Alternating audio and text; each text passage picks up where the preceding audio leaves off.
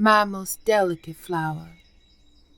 I write this still bearing a shaken and wretched heart from your last letter.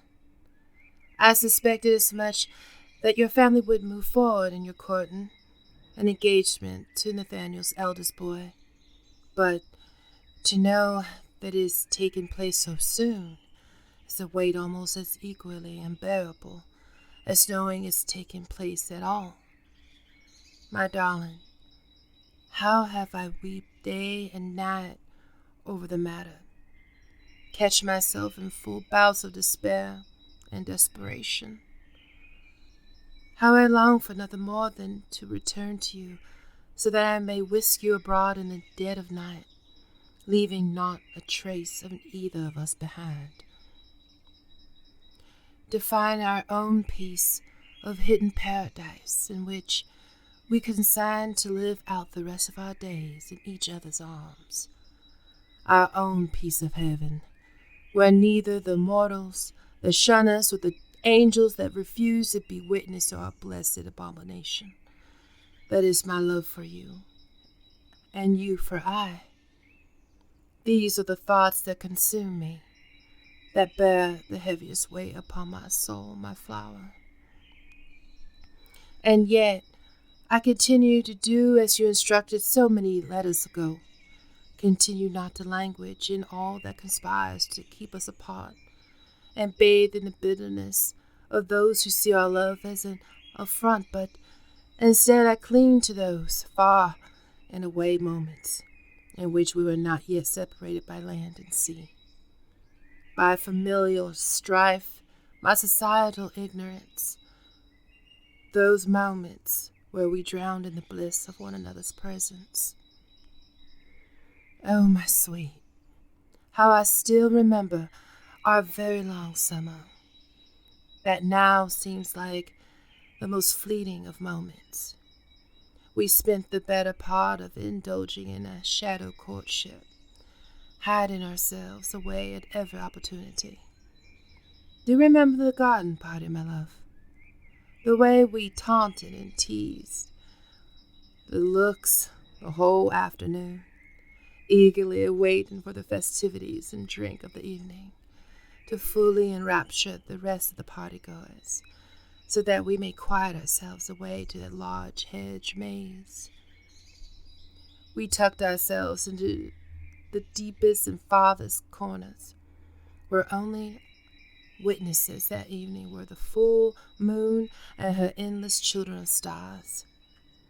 It was then I confessed fully what had engulfed me for all those years, breaking down before you unceremoniously. I took to my knees and laid myself bare. Do you remember what I said? Even now I hardly do. It matters not, though, for it was your reply that replays continuously, vividly. Lowering yourself to me and taking my face in your hands, gods. Even now I can still recall the sensation that ran through my entire being. You looked at me with the most resplendent gaze of longing and love that I ever encountered and shall never encounter again from another soul upon this earth. It was then you claimed me, utterly and completely. You said, my heart and soul lives for no other, longs for no other, loves for no other in this life or any, past or future, the way they do for yours. The kisses you laid upon me, the kisses we laid upon each other, can only be counted as the sweetest form of death and resurrection to my very being.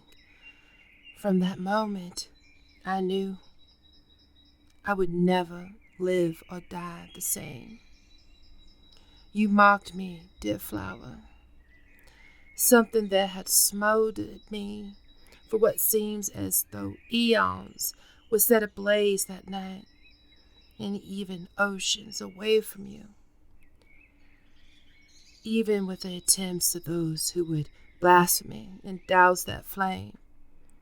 I want you to know, need you to know, it has never burned brighter. No one, nothing, not all the demons in hell, nor the legions of angels in heaven, will tell your eternally brilliant blaze from me. Doing so would be to remove the very heart that lends me function in this life, and the very soul that lends purpose. A life, a purpose that is solely entangled with you.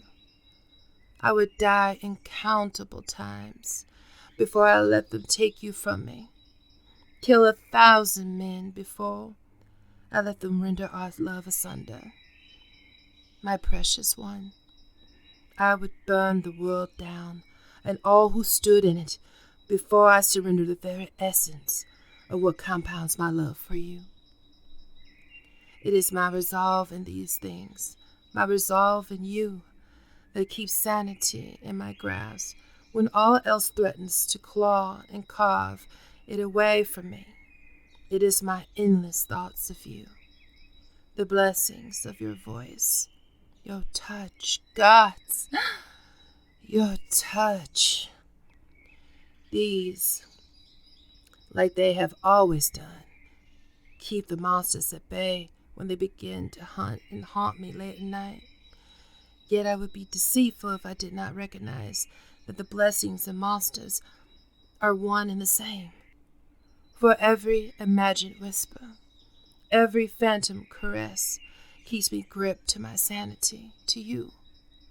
However, they breed such sorrow in me as well. These moments of your tangibility, aspects in which I blink at myself through the night. It is with the sun that the true nightmare is so acutely present. Light lays bare that I and alone is what is tangled amongst the sheets. No trace of you, my love. No caress, no smell, no whispered assurance for the long day ahead without you. I can do nothing but hold myself and weep through the agony of the morning and the reality of your absence. I know you too suffer the same, as you've told me many times before. Could we still find comfort from this, my heart? Comfort that neither of us suffers alone. That when I weep, somewhere you do too. Such as when you smile, somewhere I do too. If our love did not hold so strongly, my beloved, we would have succumbed long ago to the agony of it all. The cruelty and unjust nature of loving each other in a world so lovely, but so closed of mind. This is our burden, but we share it well, darling, though there is a glaring unfairness to the matter. I can truly state that there is no one I would hold this weight but with you. Neither of us can steer the future, nor correct the past, but it is in the present where our love blossoms strongest and continuously. Hear me when I say my most precious possession.